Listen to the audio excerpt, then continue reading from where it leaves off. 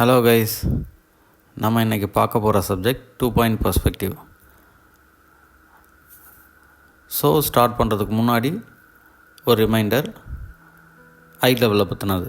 Okay, 3 ஐ levels இருக்குது. Above I level, at eye level and below I level.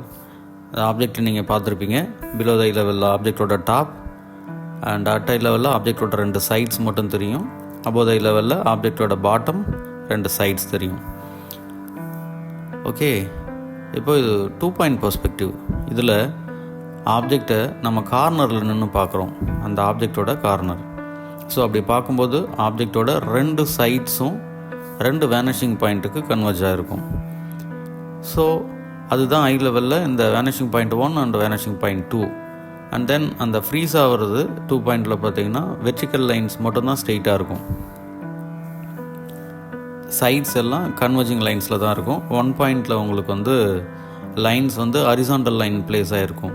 ஆப்ஜெக்டோட அந்த top, back, front and டாப்பில் இருக்கிற இன்னொரு line, இதெல்லாம் ஹரிசாண்டல் லைனாக ஃப்ரேஸ் ஆகிருக்கும்.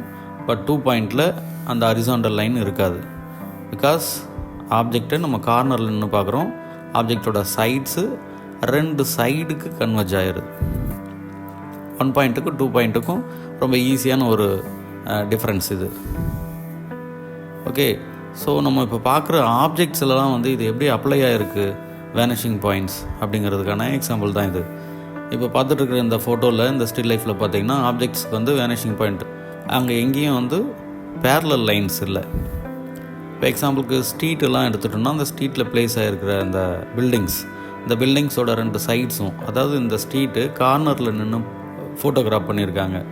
ஸோ அதனால தான் நமக்கு ஆப்ஜெக்ட்ஸோட இந்த 2 சைட்ஸும் 2 வேனிஷிங் பாயிண்ட்ஸ்க்கு கன்வர்ஜ் ஆகிட்டுருக்கு. ஸ்ட்ரீட்டில் நின்று எடுத்ததுனா நமக்கு ஒரு பாயிண்ட் வந்திருக்கும். கார்னரில் இருந்ததுனால 2 பாயிண்ட்ஸ் நமக்கு கிடச்சிருக்கு.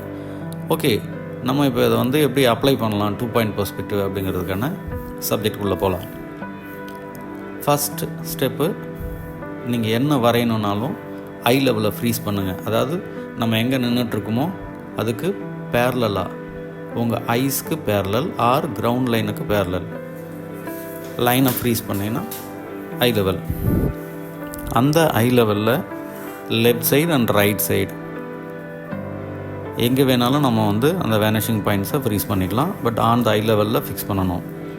ஃபிக்ஸ் பண்ணிவிட்டு அந்த 2 வேனிஷிங் பாயிண்ட்ஸ்லேருந்து கைட்லைன்ஸ் ஆர் கன்வர்ஜிங் லைன்ஸ்னு சொல்லுவோம். அந்த லைன்ஸை நீங்கள் இப்படி ப்ரொஜெக்ட் பண்ணும்போது அந்த லைன்ஸ் கிராஸ் ஆகி நமக்கு ஆட்டோமேட்டிக்காகவே ஒரு பிளேன் ஃபார்ம் கிடச்சிரும். இது 1 பாயிண்டில் நம்ம ஃபஸ்ட்டு ஒரு பிளேனை ஃபிக்ஸ் பண்ணிவிட்டு ஃப்ரண்ட்டு அண்ட் தென் அந்த 4 சைட்ஸையும், அதாவது அந்த 4 கார்னர்ஸையும் வேனிஷிங் பாயிண்ட்டு கன்வர்ஜ் பண்ணுவோம். அண்ட் தென் பேக் சைடு நம்ம ஃப்ரீஸ் பண்ணுவோம். இங்கே நீங்கள் அதெல்லாம் எதுவுமே பண்ணணுங்கிற அவசியம் இல்லை. பிகாஸ் இங்கே நமக்கு 4 கார்னர்ஸோ, அதாவது 4 எட்ஜும் நமக்கு கிடச்சிருக்கும். அந்த பாயிண்ட்ஸை நம்ம ஜஸ்ட் வெர்டிக்கல் லைன்ஸை ரேஸ் பண்ணிவிட்டு ஃப்ரண்ட் லைன்லேருந்து ஹைட்டை ஃப்ரீஸ் பண்ணிங்கன்னா, ஃப்ரீஸ் பண்ணி முடிச்சுட்டு அந்த பாயிண்ட்ஸை உங்களோட லெஃப்ட் சைடு அண்ட் ரைட் சைடில் ஃப்ரீஸ் பண்ணி வச்சுருக்க வேனிஷிங் பாயிண்ட்டுக்கு கன்வெர்ட் பண்ணிங்கன்னா ஆப்ஜெக்ட் இஸ் ரெடி. இது 1 பாயிண்ட்டை விட 2 பாயிண்ட் ரொம்ப ஈஸியாக இருக்கும் நம்ம ஒர்க் அவுட் பண்ணுறதுக்கு. ஃபஸ்ட்டு வரைஞ்ச பாக்ஸ் நமக்கு பிலோ த ஐ லெவலில் ஃப்ரீஸ் பண்ணியிருக்கோம். செகண்ட் உங்களுக்கு அந்த பாட்டம், அதாவது அபோவ் ஐ லெவலில் இருக்கிற ஒரு பிளேன், அதை ஃபிக்ஸ் பண்ணி காமிச்சிருக்கோம். அதோட பாட்டம் தெரியுது. இப்போ அகைன் இன்னொரு கியூபாய்டு.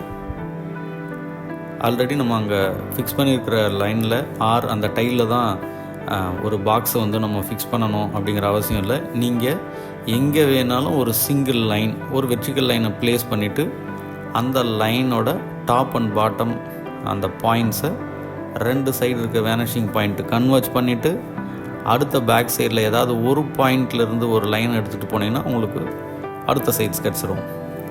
ஸோ இது ரொம்ப ஈஸியான மெத்தட். ட்ரை பண்ணி பாருங்கள். வீடியோவை ஃபுல்லாக ஸ்கிப் பண்ணாமல் கண்டினியூவாக பாருங்கள். நம்ம சேனலில்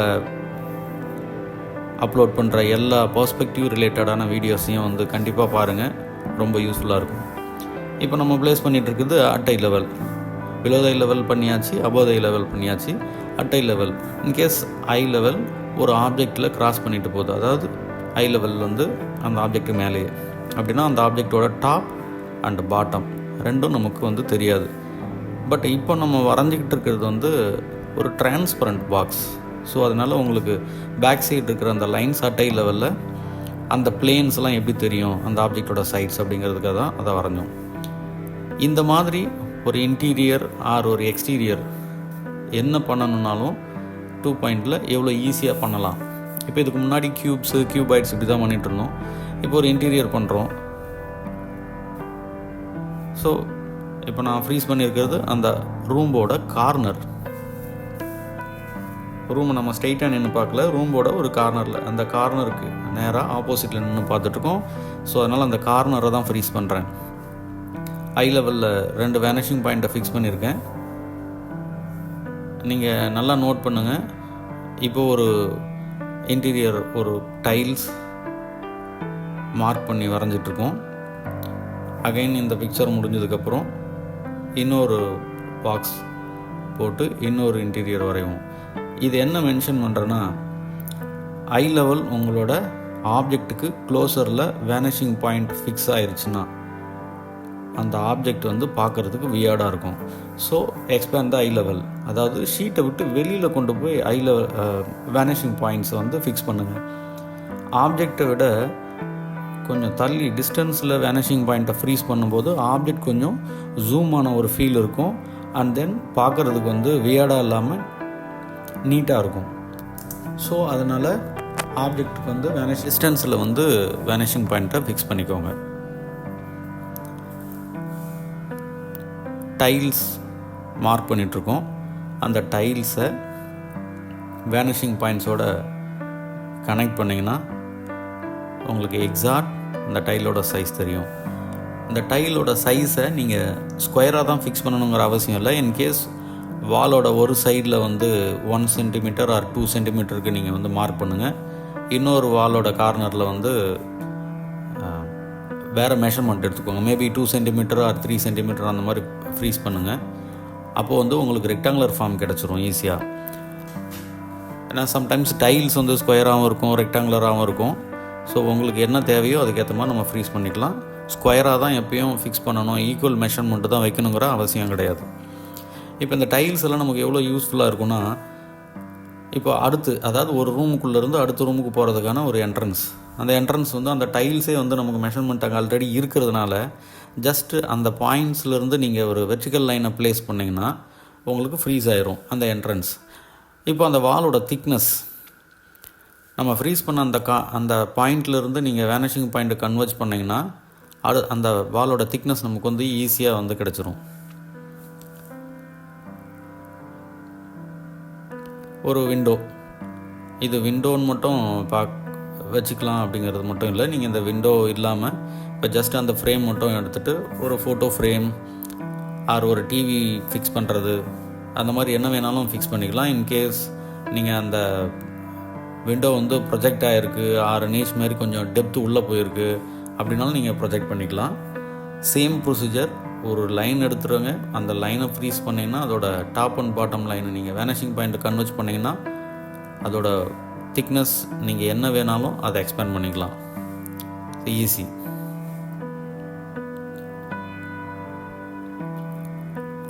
இப்போது பாட்டமில் இருக்கிற இப்போ நீங்கள் இதுக்கு முன்னாடி நம்ம ஒரு இன்டீரியர் ஃபிக்ஸ் பண்ணோம், ஒரு வால் அந்த கிரவுண்ட் அண்ட் சீலிங்கோட.